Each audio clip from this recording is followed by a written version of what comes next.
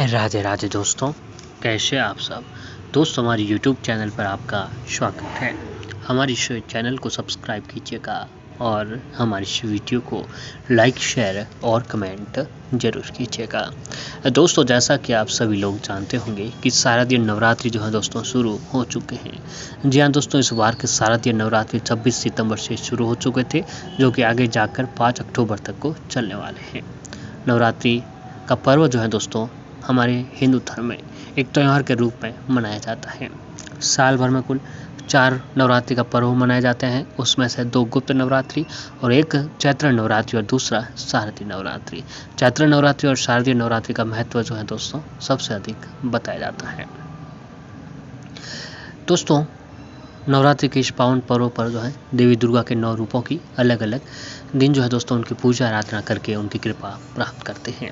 या दोस्तों, नवरात्रि के 9 दिनों में देवी दुर्गा के 9 रूपों की अलग अलग पूजा आराधना करते हैं। उनके समक्ष अलग अलग माताओं के लिए जो है दोस्तों व्रत रखते हैं, पूजा आराधना करते हैं, उनके मंत्रों का जाप करते हैं और उन माताओं को जो है दोस्तों अलग अलग भोग लगाकर उनका आशीर्वाद प्राप्त करते हैं। यानी नवरात्रि के 9 दिनों तक जो है माता दुर्गा के 9 रूपों की अलग अलग हमें पूजा आराधना जरूर करनी चाहिए।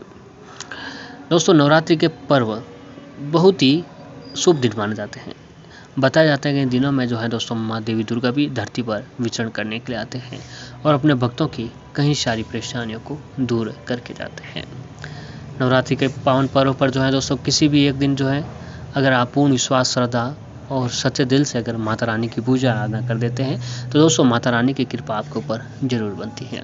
घर की कई सारी परेशानियां खत्म हो जाती है और घर में अति शीघ्र जो है दोस्तों माँ दुर्गा की कृपा आपके ऊपर बनने लगती है।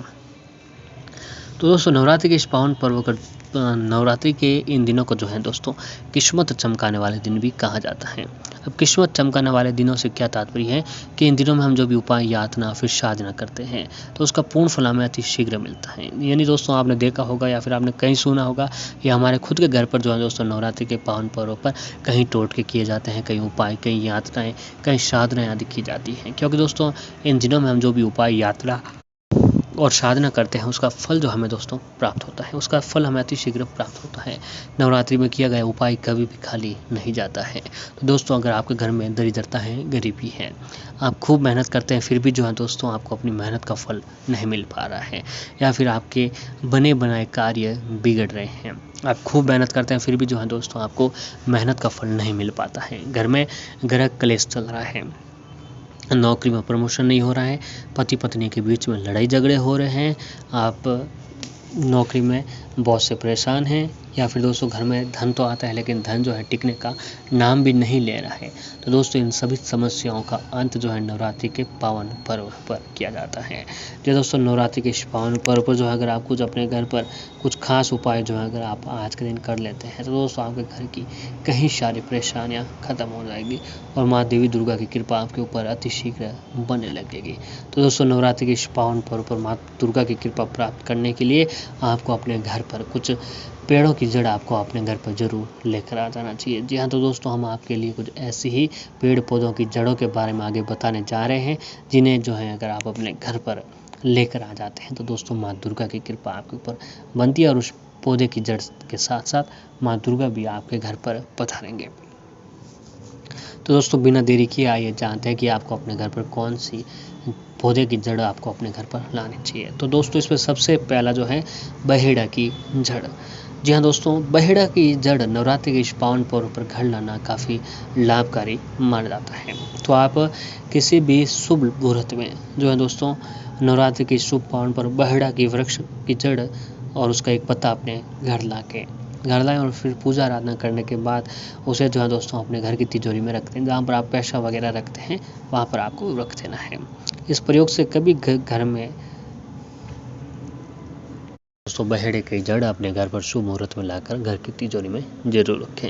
ऐसा करने से पूरे साल भर जो है दोस्तों घर में धन आता रहेगा और माँ दुर्गा जी और माता लक्ष्मी जी की कृपा आपके घर पर जरूर बनी रहेगी। अगली जो चीज़ है वह है दोस्तों धतूरे की जड़। धतूरे की जड़ आप सभी लोग जानते होंगे कि हमारे घर सनातन धर्म में कितनी उपयोगी बताई जाती है। धतूरे की जड़ के कई तांत्रिक उपाय किए जाते हैं। इसे अपने घर में स्थापित करके महाकाली का पूजन करके क्रीम बीज का जाप किया जाए तो धन संबंधित समस्याओं से मुक्ति मिलती है।